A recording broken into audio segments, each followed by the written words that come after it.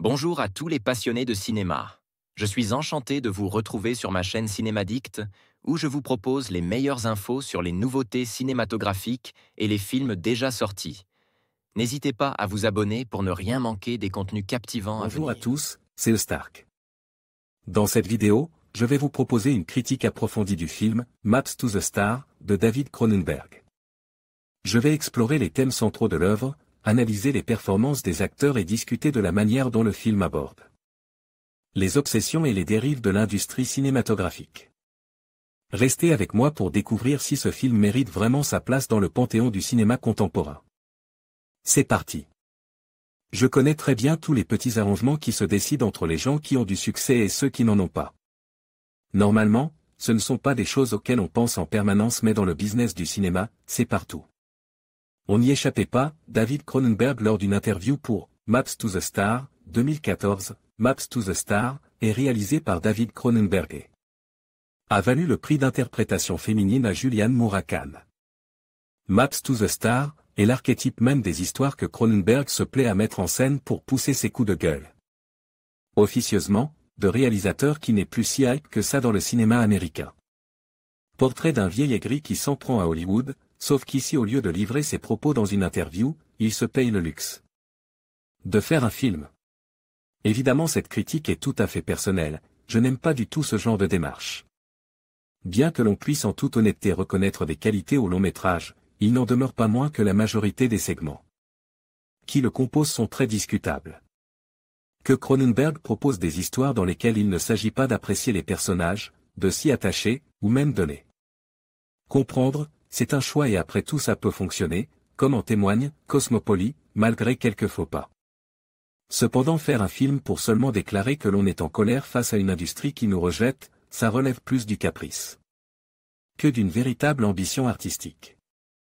A-t-on besoin de Maps to the Star pour comprendre qu'Hollywood est un nid de vipères qui ne produit plus que des remakes, suites et reboots?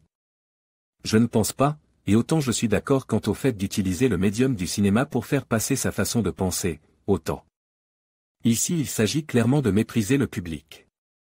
Eh bien non David, le public est capable de choisir ce qu'il va voir, le public a son propre avis, tes métaphores de comptoir ne racontent rien de plus que ce que tout le monde sait depuis longtemps. Bref, à côté de cela on peut malgré tout noter 2-3 choses intéressantes. Notamment le casting, il fait rêver, c'est vrai. De là à parler d'interprétation magistrale, il ne faut pas non plus pousser. Julianne Moore ne tient pas ici sa meilleure performance, elle joue volontairement dans l'excès en oubliant parfois ce qui la caractérise. Pourtant d'habitude, la subtilité. Pattinson joue en seconde zone, il le fait bien sans pour autant marquer. Cusack et même la géniale Sarah Gadon sont eux aussi relégués au second rôle sans consistance. C'est finalement Mia Wasikowska qui s'en sort le mieux, on la retrouve dans un rôle du style stocké, mais sans jamais vraiment réussir à réitérer son exploit du film de Park Chan-wook. Visuellement le film est très classique, la mise en scène de Cronenberg ne séduit pas non plus, et même Howard Shore ne semble pas inspire, et ça ce n'est pas normal. Alors non David, je n'ai pas aimé ton Maps to the Star, je n'avais pas besoin de tes leçons prétentieuses pour comprendre à quel point je me fais prendre pour un con par le cinéma américain populaire. Ton film est vain, tes acteurs font peine à voir, et il faut sérieusement que tu prennes ta retraite, ton côté gris devient agaçant. Ma note, 2/10. En conclusion, Maps to the Star se révélait être une œuvre audacieuse qui explore les thèmes de la célébrité, de la famille et des démons intérieurs.